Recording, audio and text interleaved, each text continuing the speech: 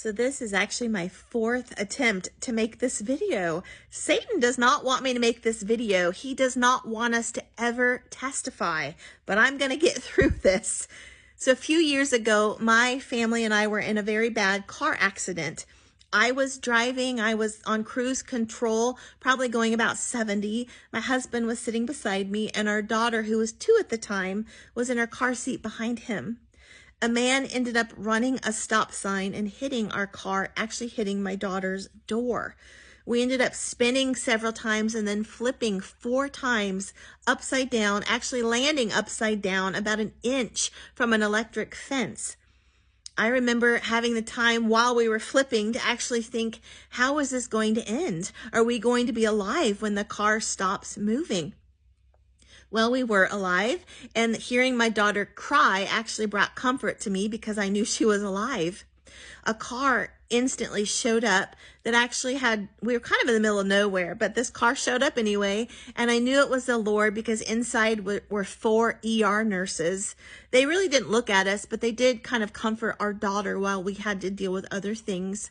The man that hit us had called an ambulance, and when they got there, I remember them asking if I wanted to go to the emergency room. And I looked at them and I was like, isn't that something you're supposed to tell me? But we didn't go. And so the next day I thought, well, we need to do something to make sure our daughter's okay. So we ended up taking her to her pediatrician. And I will never forget his face. He just looked at us all like a deer in headlights. It was very awkward. And that night I was talking on the phone with a family member who actually has to go to accidents like this for a living. And I remember telling her about this visit to the pediatrician, about how strange it was the way he was looking at us. And I told her, well, most people that are in accidents like this probably go to the hospital, not to their pediatrician. And she said, honey, they don't go to the hospital. They're dead. And that was it. That was the moment I just started crying, where I knew God had given us a miracle. And that night I asked God what he wanted me to learn from this. And he brought to my mind that I had been struggling once again with fear. And he said, Susan, I just brought you through your worst case scenario. If I can do that, I can do anything. And he was right. I couldn't think of a worse scenario.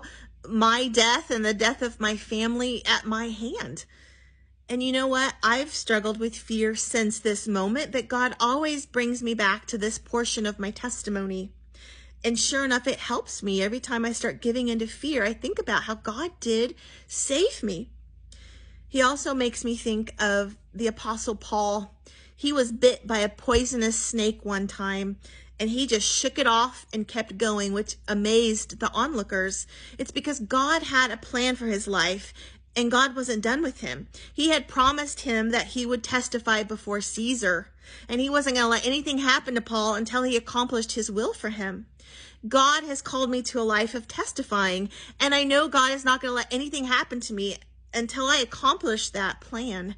But Satan, he wants to paralyze us with fear, because when we give into fear, we are very inward focused, and we start creating this fantasy of what if this happens, what if this happens? But God has to say, no, refocus on me. None of that has happened. Focus on the reality. And the reality is God is in control.